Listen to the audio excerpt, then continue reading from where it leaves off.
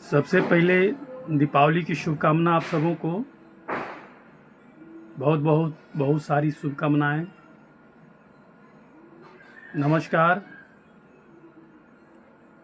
पिछले एपिसोड में हमने बात किया था भारतीय न्याय संहिता की धारा 43 के ऊपर, और आज हम बात करेंगे भारतीय न्याय संहिता की धारा 44 यानी बीएनएस की धारा 44।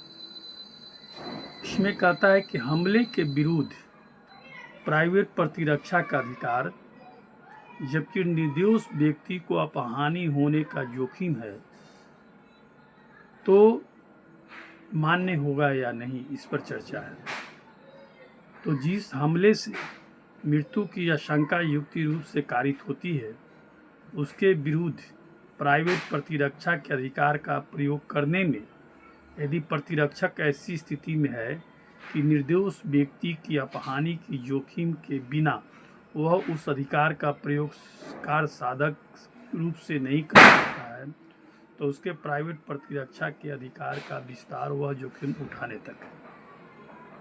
यानी यदि उसको यह महसूस होता है कि किसी भीड़ के द्वारा आक्रमण किया जा रहा है और उसमें यदि भीड़ को रोकने के लिए हम फायरिंग, गोली या प्रतिरक्षा का अधिकार नहीं करेंगे तो मेरी मृत्यु हो सकती है, और उस कार्य को करने में यदि किसी निर्दोष को अपहानि, चोट वगैरह लग जाती है तो वह अपराध नहीं है।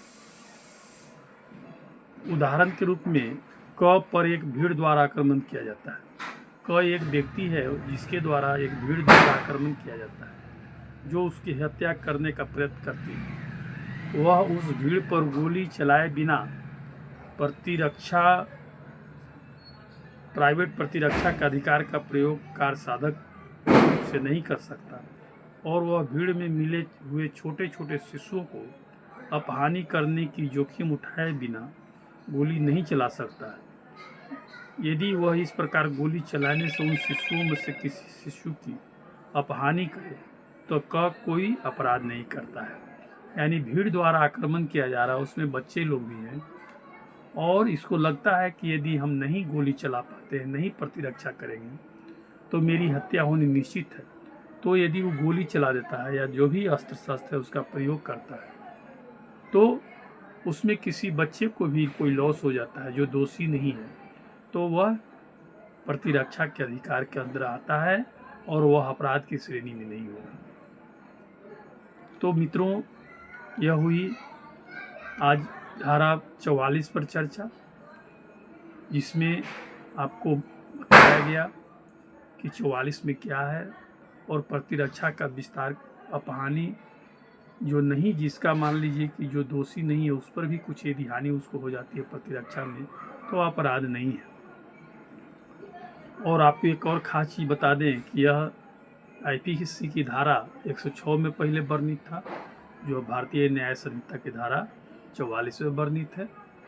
तो फिर अगले एपिसोड में हम मिलते हैं, जो धारा 45 होगा बीएनएस का, भारतीय न्याय संहिता का। और पुनः आप सबको दीपावली की बहुत बहुत शुभकामनाएं, बधाई। फिर अगले एपिसोड में मिलते हैं, कल मिलते हैं। नमस्कार। आपको बता दें कि रोज़ एक वीडियो हम डाल रहे हैं। बीच में किसी कारण से कुछ दिन हम नहीं डाल पाए थे, लेकिन हमारा प्रयास रहता है कि डेली एक वीडियो डालें, ताकि आप जो नए भी स्टूडेंट जो हैं जिनको Bihar state bar council all India examination की तैयारी करनी है, शायद उनके लिए कुछ बेनिफिशियरी हो जाए, यह मेरा उद्देश्य है। तो आप लोग से रिक्वेस्ट है कि जो नए साथी हैं, जो नए स्टूडेंट हैं, जो एलएलबी करके अभी ऑल इंडिया एग्ज़ाम देने की तैयारी में हैं, उनको शेयर करें, सब्सक्राइब कराएं, ताकि यह मेरा जो वीडियो है उन तक पहुंच सके, शायद कुछ लाभ मिल सके। तो थैंक यू, धन्यवाद, नमस्कार।